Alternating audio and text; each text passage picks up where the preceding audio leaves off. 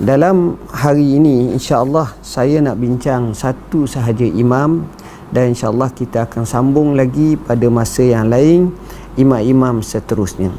Dan imam yang kita nak pilih adalah berdasarkan kepada kronologi. Apa makna kronologi? Maknanya kami akan tengok dari segi tarikh, dari segi sejarah. Macam mana kalau imam tersebut, kalau kita tengok betul-betul, dia mempunyai sejarah yang mana lebih awal, yang lebih utama antara satu sama lain. Dari segi kita kata sejarah kelahirannya, hak mana hak pertama, hak mana hak kedua, dan seterusnya. Hadirin hadirat, muslimin muslimat yang dirahmati Allah, kita mulakan dengan imam yang pertama, Imam Abu Hanifah. Orang mungkin tak perasan siapa itu Imam Abu Hanifah. Ada orang sebut Imam Hanafi ataupun mazhab Hanafi. Imam Abu Hanifah adalah seorang imam yang mempunyai ilmu yang cukup hebat, sehingga dipanggil sebagai Imamul Azam, imam yang agung, yang hebat, alim, faqih, bijak, berasal daripada negeri Iraq.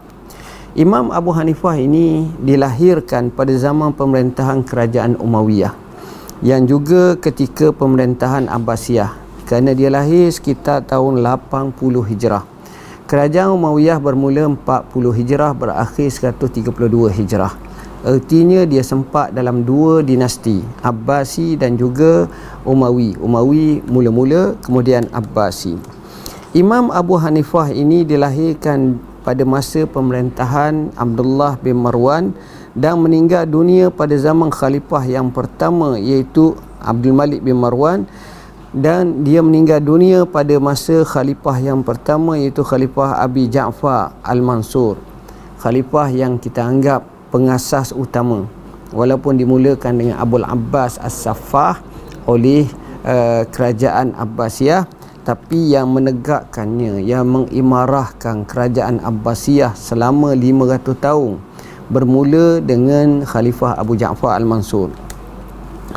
Zaman tu, tuan-tuan dan puan-puan yang dirahmati Allah, adalah zaman di mana terkenalnya kekuatan ilmu. Zaman tersebut adalah zaman terkenal dengan kekuatan ilmu, percambahan para ulama, tokoh-tokoh ramai, dan zaman tabi'in, serta zaman tabi'in yang merawikan daripada para sahabah radhiyallahu anhum. Jadinya saat seperti itu, kecerdikan, kebijaksanaan, kehebatan itu adalah amat-amat jelas dan amat-amat hebat. Sementara lagi zaman tersebut adalah zaman besarnya negara umat Islam, tapi balasannya atau bayarannya cukup mahal.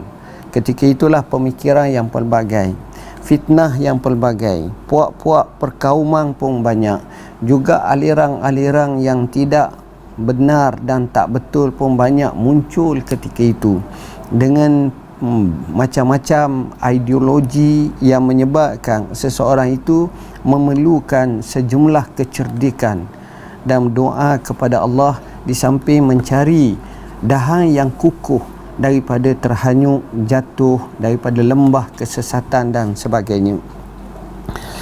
Menariknya, Abu Hanifah ini, sebagaimana yang kita ketahui bahawa beliau dilahirkan pada tahun 80 Hijrah, dan ada juga kata tahun 61 Hijrah, tapi maklumat yang sebenarnya adalah pada tahun 80 Hijrah. Abu Hanifah ini keturunannya ataupun nama sebenarnya ialah Nu'man. Nama dia Nu'man, dan keturunan beliau selanjutnya adalah bin Sabit, bin Zuta, Ma'ah, Mulli, Taimullah, dan akhirnya Sa'labah. Abu Hanifah ini dikatakan salah seorang daripada ulama daripada Iraq yang terkenal, yang dinisbahkan kepadanya dengan nama Zuta.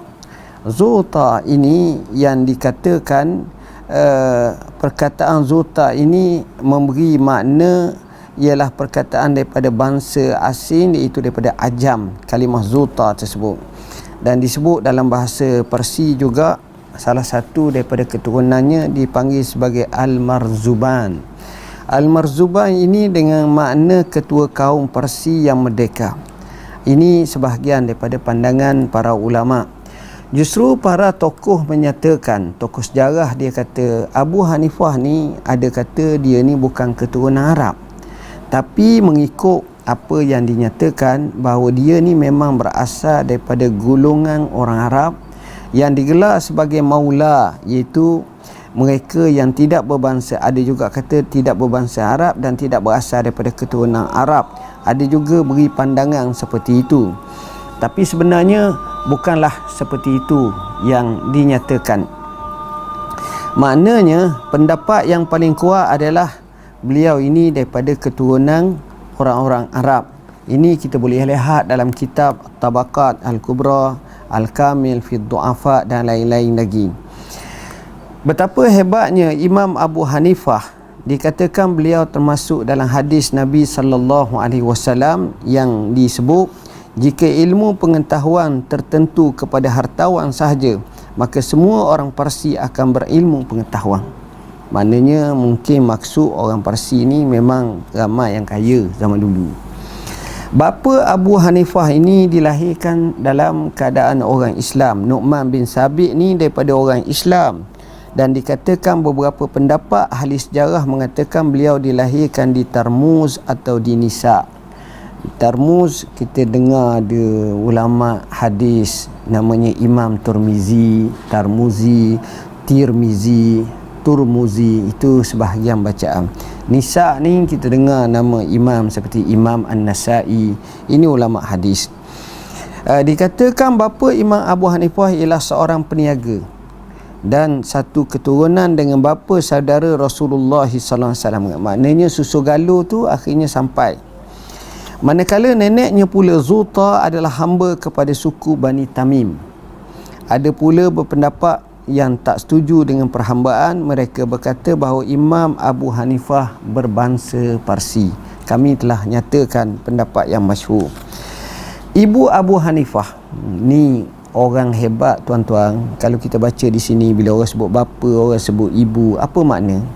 Maknanya manusia ni kalau dia lebih, kalau dia hebat, kalau dia amat berilmu, orang akan kaji semua episod hidup dia. Mak dia, ayah dia, pak saudara dia, adik-beradik dia, anak dia, cucu dia, kaum dia, kampung dia, tempat dia tinggal, dia akan kaji semua sekali. Ini yang berlaku kepada Abu Hanifah dan tokoh-tokoh yang hebat. Ibu Abu Hanifah seorang yang mengambil berat terhadap anaknya, Nu'man.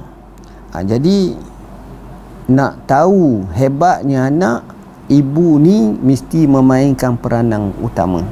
Orang Arab sebut al-ummu madrasatun in a'datta sya'ban tayyibal a'raqi. Ibu tu sebagai sekolah. Kalau kamu sediakannya, maknanya kamu jadikan, kamu cari ibu yang baik, yang bijak, yang hebat, maka kamu telah menyediakan satu generasi yang hebat, satu bangsa yang hebat. Kenapa? Daripadanya lah banyak dia latih. Imam Abu Hanifah ni, dia kata, nak tahu mak dia hebat tak, dia kata setiap hari kalau pagi-pagi dia nak pergi belajar, mak dia akan beri tips nasihat. Dan tips nasihat tu ghalibnya benar-benar mengenai sasaran. Maknanya katakan Abu Hanifah tu hari ni dia buat satu benda lah, dia guram melampau dengan kawan dia, katakan pagi esok mak dia akan cakap dengan dia, ya Nu'man, jangan kamu buat macam ni, jangan berguram melampau. Hari lain mungkin dia tertidur banyak, contohnya, maka esokannya mak dia akan kata janganlah tidur banyak, seumpamanya. Jadi kebanyakan nasihat tu tepat. Apa yang berlaku menyebabkan satu ketika Abu Hanifah sedang nulis, bajunya terkena dakwah. Jadi bila terkena dakwah, dia segera berlari dekat dengan sumur. Zaman dulu tak ada pilih air, ada sumur je. Dia tengok ramai wanita sedang basuh baju, dia pun pergi sumur tu nak pergi ambil air untuk nak basuh baju dia. Bila ini berlaku, dia tengok mak dia ada. Lalu dia tanya, mak buat apa di sini? Mak dia kata nak basuh baju Nu'man. Moral storynya sebenarnya Abu Hanifah faham. Rupa-rupanya ketika dia belajar tu, Mak Abu Hanifah perhati dia dari jarak jauh. Dia tengok. Dan inilah kelemahan kita, termasuk saya lah. Kadang-kadang anak kita belajar, kita tak pernah bertemu pun, tak pernah tengok pun, tak pernah tahu khabar pun. Kadang-kadang pintu sekolah pun tak kenal hak mana. Jadi sepatutnya kalau kita boleh buat macam itu, kita telah membina satu jambatan yang baik antara ibu bapa dengan guru-guru dan juga rasaan emosi anak-anak tersebut.